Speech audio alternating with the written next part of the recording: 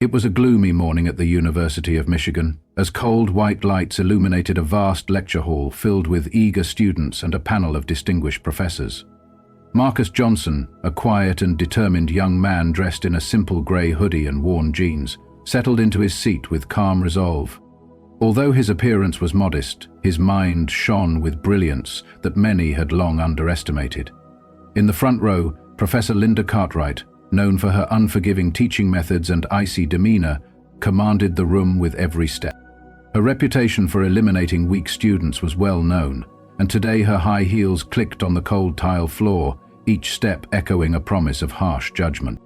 The atmosphere grew tense as guest professors took their seats at the front like stern judges at a trial. Their eyes roamed the room with barely concealed disdain, and some whispered that a black student like Marcus did not belong in such an advanced class. They scoffed at his presence, dismissing his admission as nothing more than a product of misguided affirmative action. Despite the cruelty of their words, Marcus felt the familiar sting of injustice and a deep-seated anger that had simmered for years. He knew that today was not just about mathematics, but about challenging a system steeped in prejudice. As Professor Cartwright began writing complex equations on the board, the class watched in nervous silence. With precise strokes, she presented topics such as Laplace transforms and multivariable limits, leaving little room for error. While many students struggled to follow, Marcus carefully observed every symbol and number. In a fleeting moment, he detected a subtle mistake in the application of the transform, a miscalculation that could ultimately derail the entire solution if left uncorrected. His heart pounded with a mix of fear and determination as he realized the weight of his discovery. Taking a deep breath, Marcus raised his hand and spoke in a clear, steady voice. "Professor, there is an error in the transform." His words broke the heavy silence, drawing every eye in the room. Professor Cartwright stopped writing and slowly turned toward him. Her eyes hardened as a cruel smile spread across her face, not of warmth, but of a predator savoring the moment. "A mistake, you say?" she replied softly, her tone dripping with arrogance and menace. The guest professors exchanged glances, their smirks revealing satisfaction at the prospect of witnessing his downfall. In that charged moment, Marcus felt both the crushing weight of isolation and the spark of rebellion. He realized his correction was not merely about numbers, but about standing up against a system that oppressed him. The lecture hall held its breath as the promise of retribution stirred in his heart. Marcus knew the battle ahead would be arduous and filled with cruelty, yet his resolve had never been stronger. Today marked the beginning of his quest for justice, a quest that would reshape the fabric of prejudice. He vowed to overcome injustice. A brief flicker of uncertainty passed over Professor Cartwright's eyes, but almost as quickly she regained her customary haughty expression. The room, already thick with tension, seemed to hold its breath. Marcus Johnson did not need to glance at the board because he knew deep down that he was right. Yet he was not the only one who sensed the undeniable truth. As a few brave students leaned forward to double-check the equation, hushed whispers began to ripple through the lecture hall. One of the guest professors, a sharp-eyed woman whose gaze held a mix of curiosity and skepticism, fixed her attention on the board. It was clear to everyone that Cartwright was now caught in a bind. The error Marcus had pointed out was right there, an undeniable truth that threatened to unravel the absolute authority she had so carefully maintained over her class. Cartwright's hand trembled ever so slightly as she clenched her piece of chalk, her posture stiffening. In that frozen moment, the atmosphere in the lecture hall shifted from one of mocking amusement to anxious anticipation. With a forced smile that no longer carried her usual arrogance, she slowly turned back toward Marcus and said, "Good, if you're so confident." In a move that shocked the entire room, she extended her hand and passed the chalk to him, challenging him to fix the error on the board. The simple act transformed the lecture into an arena of public judgment. The class erupted into a mix of quiet laughter and murmurs, while a few guest professors exchanged knowing glances, their expressions hinting that they believed this was a trap waiting to be sprung. As Marcus rose calmly to approach the board, the air buzzed with a charged intensity. He walked with measured determination, fully aware that every step he took was a step into an open battle against not only a flawed equation, but also against a system built on discrimination and cruelty. The guest professors, including the ever-condescending Professor Whitaker, whispered taunts like, "Look at him. He actually thinks he can do this. Let's see when he falls apart." Their words, dripping with disdain and racial prejudice, stung Marcus deeply, yet he pressed on without a flicker of fear in his eyes. In that moment, the classroom was no longer a space for learning, but a battlefield where his very right to be there was being challenged. With steady hands, Marcus began to erase the error on the board. Each stroke of the chalk was precise and deliberate, a silent rebuke to the arrogance of those who believed he was unworthy simply because of the color of his skin. The more he corrected the equation, the more the room fell into a stunned silence.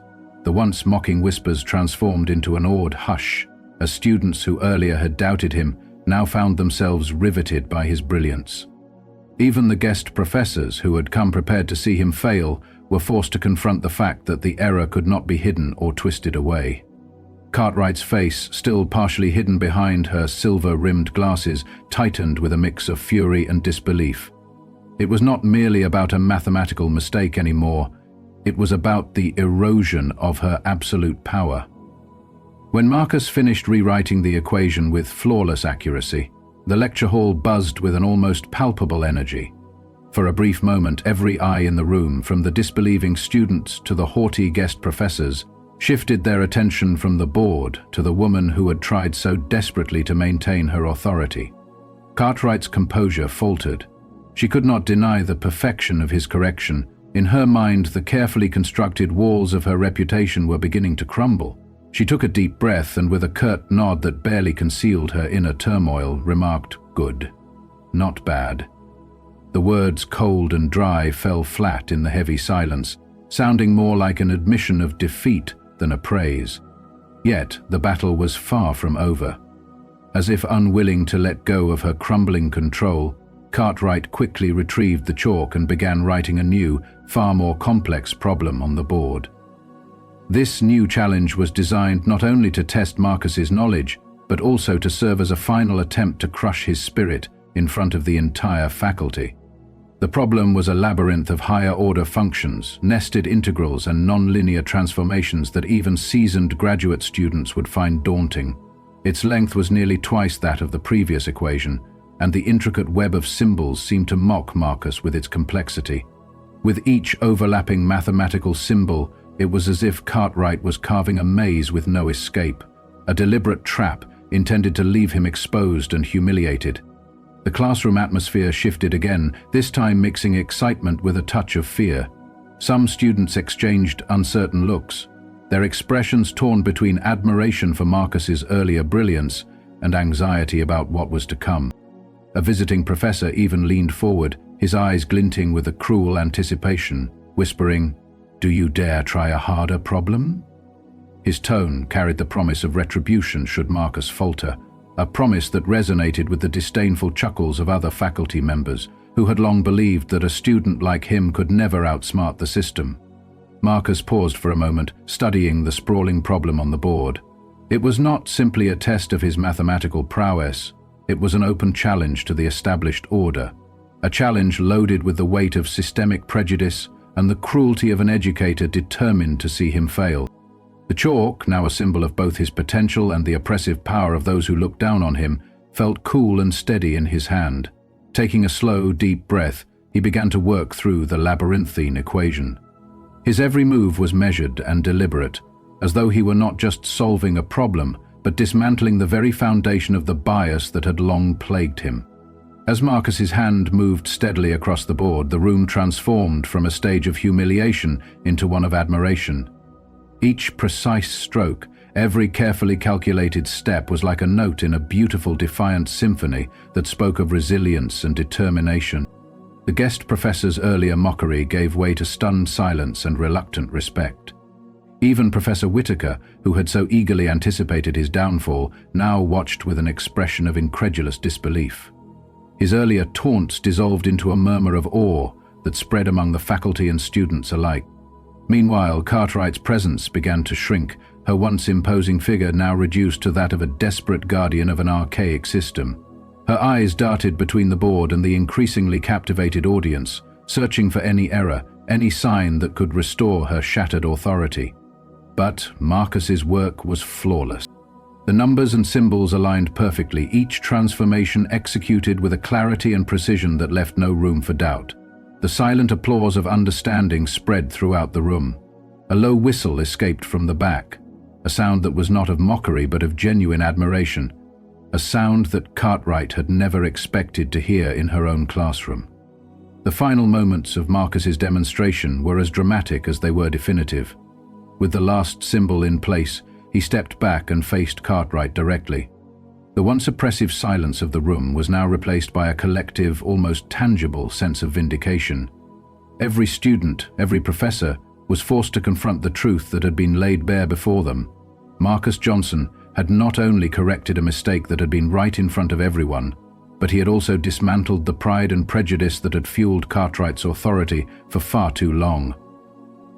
In that moment, as Cartwright's eyes flickered with a mixture of shock, anger, and a deep-seated fear of losing her power, Marcus's act became more than a simple mathematical correction. It was a declaration, a bold, unmistakable statement that brilliance and determination could overcome even the most deeply entrenched systems of injustice. Cartwright's next words, when she finally spoke, were barely audible, a brittle acknowledgement of her defeat. Well, not bad. There was no triumph in her tone, only the bitter aftertaste of a battle lost and authority irreparably undermined. As the lecture hall slowly began to stir with whispers of admiration and newfound respect, it became clear that Marcus had achieved something far greater than a perfect solution to a complex problem. He had exposed the cruelty and hypocrisy of a system that had long sought to keep him down. The professors who had once sneered and whispered behind closed doors now found themselves unable to deny his skill and resolve.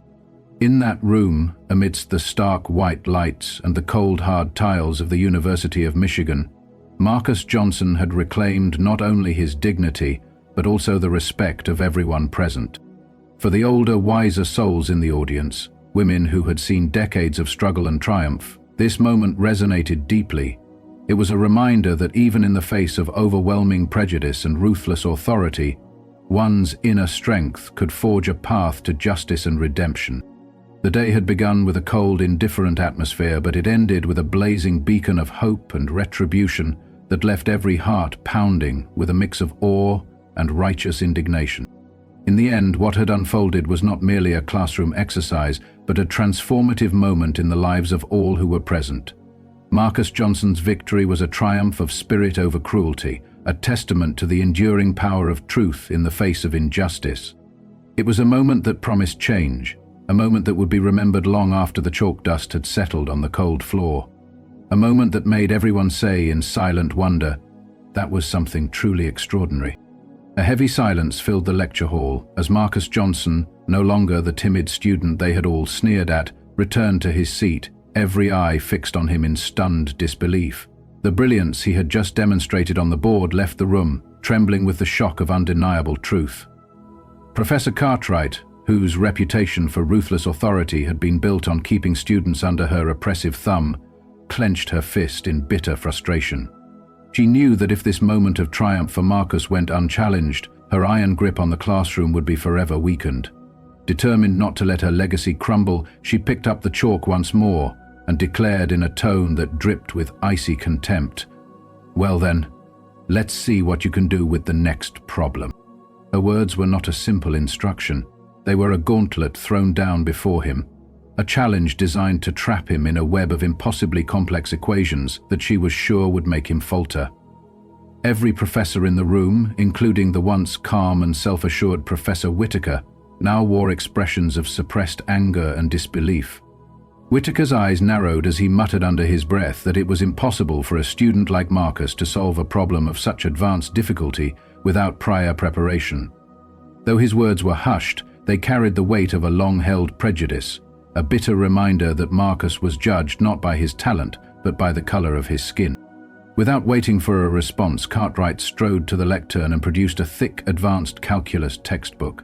A book so heavy and dense with doctoral-level problems that even graduate students would quiver at its complexity.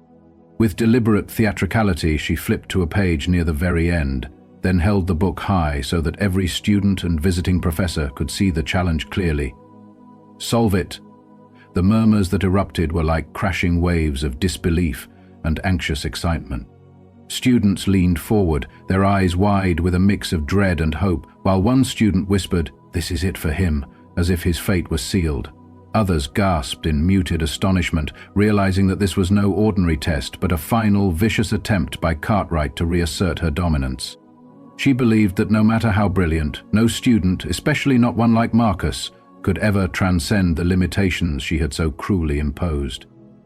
Yet as the room held its collective breath, Marcus merely smirked, a subtle, defiant curve of his lips that betrayed neither fear nor hesitation. Rising slowly and with calm determination, he made his way to the board as if he had been expecting this moment all along. Some students held their breath in nervous anticipation while others chuckled uncertainly, unsure if his confidence was misplaced arrogance or genuine mastery. When Marcus grasped the chalk, the entire atmosphere shifted. His hand moved with the speed and precision of someone who had wrestled with problems far more formidable than this, and within minutes the intricate maze of higher-order functions, nested integrals and non-linear transformations that Cartwright had prepared for him began to unravel under his careful, methodical touch. Every stroke of the chalk was like a note in a defiant symphony, a symphony that silenced every snide remark and every sneer. The mathematical symbols flowed across the board with a terrifying clarity, each transformation executed flawlessly, leaving no room for error. It was as if Marcus were not merely solving the problem, but refining it, distilling it to its purest form, so that even the most complex ideas became simple and elegant. In that charged moment, the professors who had once mocked him were forced to confront the truth. Marcus was not only brilliant, he was redefining excellence right before their eyes. Professor Whitaker's earlier derision gave way to a look of genuine concern as he clenched his fist, his face contorting from frustration into a dawning realization that their assumptions had been gravely mistaken. The other guest professors exchanged glances of incredulous admiration, their expressions shifting from smug superiority to reluctant respect. For the first time, they saw the error in their prejudice, the realization that their rigid, biased expectations had blinded them to raw talent and determination. When Marcus finally set the chalk down, stepped back and crossed his arms with calm authority, the entire classroom seemed to exhale collectively. Every eye on the blackboard confirmed what was now indisputable. The doctoral-level problem had been solved perfectly, and Marcus's triumph was irrefutable. The sound of the chalk hitting the tray punctuated the moment like a final verdict, and as Marcus turned to face Professor Cartwright, no words were needed. His silence was louder than any taunt she could muster. The truth he had laid out on the board was a resounding defeat for the woman who had prided herself on her unchallenged control. For a long, agonizing moment, Cartwright stood there, her mouth slightly open as if she were about to retort, but no sound emerged. She had been waiting for him to hesitate, to make a mistake, or even to show a flicker of uncertainty. But instead he had delivered a performance so flawless that her carefully constructed authority disintegrated right before everyone's eyes. A visiting professor was the first to break the silence, clapping slowly, not in praise of Marcus, but as a challenge to Cartwright's unassailable arrogance. Soon the clapping grew louder and more insistent. One student after another rose to applaud, their admiration echoing around the room. Even those professors who had once whispered derisively now sat in stunned silence, their eyes reflecting the bitter taste of defeat. In that moment, the lecture hall was no longer a battleground for academic superiority alone. It had become a stage where a lifetime of prejudice was being publicly dismantled. Professor Cartwright's face, once a mask of imperious calm, now burned with a mixture of fury and helplessness. She had lost not just a mathematical battle, but the respect and fear that had defined her career. Whitaker, sitting in the front row, looked as if he had been doused with ice-cold water. His expression, stripped of all smug assurance, now revealed raw, unmasked fear, the realization that Marcus, someone they had so wrongly underestimated, had conquered what they deemed impossible was a bitter pill to swallow. Amid the resounding applause and murmurs of awe, Marcus did not smile or bask in his victory. Instead, he stood silently, his gaze steady and calm, knowing that true triumph was measured not in loud accolades, but in the quiet internal validation of overcoming the odds. He had taken back not only the respect that was denied to him by a racist system, but also his own dignity. As the clapping subsided into a respectful murmur, Cartwright cleared her throat, her voice losing all of its former sharpness and confidence.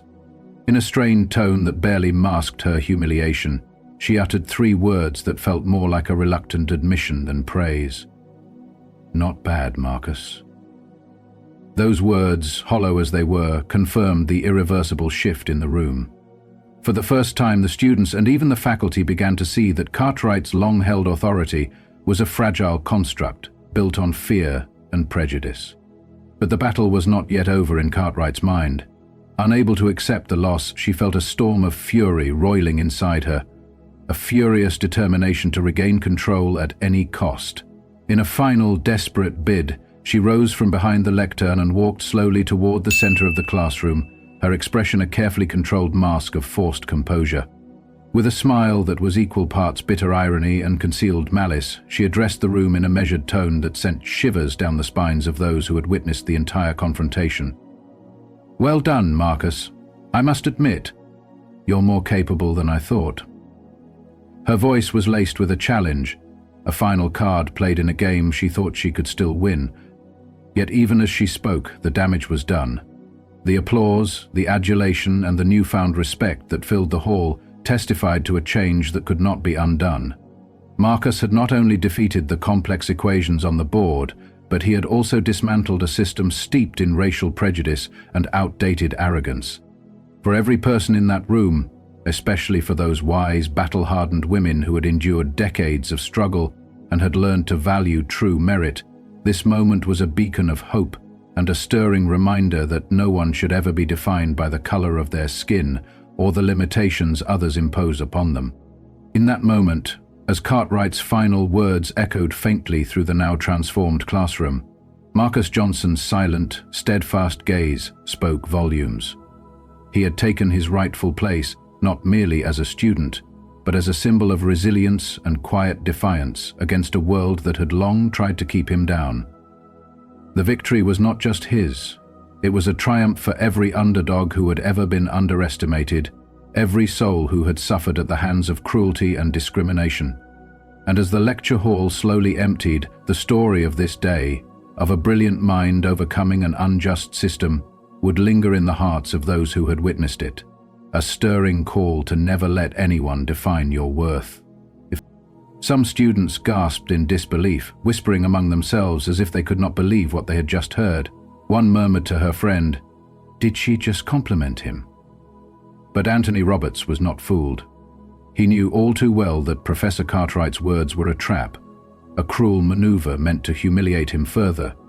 With a steely gaze, Cartwright strode back to the lectern and declared, "Real talent does not belong confined within a classroom." Her voice, icy and calculated, sent a shiver through every listener. She placed her hand on a stack of hefty textbooks, looked directly at Anthony and continued, "With your level of ability, a mere problem on the board is no longer a challenge." The room fell silent as her words sank in. Cartwright's tone was never innocent. It was a deliberate provocation, designed to intensify the conflict. "Then why not try your hand at a real arena?" she challenged, her eyes glinting with malicious intent. "There is a national math competition next month, where the brightest minds from universities across this great nation will gather to compete." The announcement exploded through the lecture hall.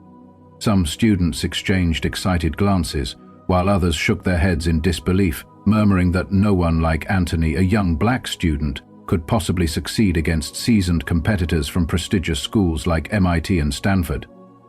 The whispers were laced with both admiration and scorn, exposing the deep-seated racial prejudice that still plagued their midst. Despite the heavy burden of expectation and the veiled cruelty of his professors, Anthony did not hesitate. With quiet determination, he accepted the challenge, nodding as if it were the most natural decision in the world. In that moment, the competition transformed from a mere academic exercise into a battle against an unjust system. A system that had long underestimated him solely because of the color of his skin. His acceptance was not just defiant, it was a declaration that he belonged on any stage, no matter how imposing the arena. News of his participation spread like wildfire through the university, and even Professor Cartwright's forced smile faded into a simmering fury as she realized her trap had backfired. Determined to prove her wrong, Anthony retreated to the library immediately after class. For the next 4 weeks, he immersed himself in rigorous preparation. Every morning, before the campus stirred, he arrived early, poring over complex problems and advanced calculus puzzles that challenged even doctoral candidates. In doing so, he dismantled every barrier of prejudice with each equation he conquered, transforming adversity into the fuel for his remarkable comeback. Some students gasped in disbelief as they checked their work, fearing they might have made a mistake. But Malik Thompson did not need to double-check. He had seen the solution the moment he read the final problem. Professor Cartwright glanced at the clock and noticed Malik moving faster than anyone else in the room. At the judges' table, a professor from Stanford leaned over and whispered to his colleague, "Who is that kid? How is he so fast?" "I don't know, but he is no ordinary opponent." The exam grew tougher and tougher, and as the minutes ticked by, the number of contestants still writing dwindled until only 2 remained: Malik and a PhD candidate from MIT. The atmosphere was tense as both competitors attacked the final question with lightning speed. Malik remained cool, calm, and focused, while his opponent's hand raced across the paper. Cartwright smiled faintly, convinced that the MIT candidate would ultimately outshine Malik. She believed that her carefully designed trap, a problem so complex that it would shake even the brightest minds, would finally bring Malik down. Her eyes flashed with a cruel glimmer of hope as she watched him work. Then something unexpected happened. The MIT candidate slowed, his pen faltering just as Malik's steady strokes continued unabated. Malik finished first, set his pen down without a strike-through or hesitation, and sat back with his arms crossed, his expression as serene as ever. The room fell silent as all eyes turned to his work. One judge rose and walked over to examine Malik's paper. His eyes widened with astonishment as he realized that Malik had not only solved the problem, but had done so perfectly, concisely, and in a way no one had ever seen before. In that breathtaking moment, the judge's authoritative voice echoed through the auditorium. "We have a winner." The entire room erupted with thunderous applause. Students clapped and cheered, and even the professors could not hide their shock. Professor Cartwright sat frozen, her face betraying a mixture of fury and helplessness. Professor Whitaker, once so confident in his own beliefs, was left speechless, his lifelong prejudices crumbling before his eyes. Malik Thompson, a young man who had been judged by the color of his skin and underestimated by a system built on old prejudices, had redefined what it meant to be brilliant. He did not need a prestigious name or special sponsorship. He needed only his own relentless determination. As the applause echoed like a resounding declaration of justice, Malik maintained the same cold, steady gaze he had given Professor Cartwright the first time she challenged him. In that moment, his silent victory spoke louder than any words, leaving no doubt that true genius cannot be suppressed. Malik Thompson had not just won the competition, he had changed the way everyone saw mathematics. A professor from Princeton shook his head in amazement and said, "I have never seen anyone handle a problem like that." Malik simply nodded, his calm demeanor speaking volumes. For him, victory was not about loud celebration. It was about proving he was worthy, despite a system that had long judged him by the color of his skin. The students in the audience, those who had once mocked him and those who had doubted him, could only sit in stunned silence. They had expected a fall, a failure, a moment when Malik would have to accept that he did not belong in this world of high intellect. Instead, they now had to face the truth. They were wrong. Professor Cartwright, whose cruelty and biased judgments had haunted Malik's every step, took a deep breath as she stood before the class. Her usual cold, imperious tone faltered for a moment as she declared, "Before we begin today's lesson, I want to say one thing. Malik Thompson has proven that talent has no skin color." Her words, gentle yet firm, carried the weight of undeniable truth. leaving no room for her old arrogance. The class fell silent, the atmosphere thick with a mix of admiration and a newfound hope. Malik's victory had shattered long-held prejudices and forced even the most skeptical professors, like Professor Whitaker, to reconsider their beliefs. This moment was more than a personal triumph. It was a turning point against a system built on discrimination. If you were Malik Thompson, judged before even entering the arena, would you have the courage to rise and fight? Share your thoughts in the comments below. If you enjoyed this story, please like, share and subscribe for more inspiring tales. Thank you for watching, and remember, true genius cannot be suppressed.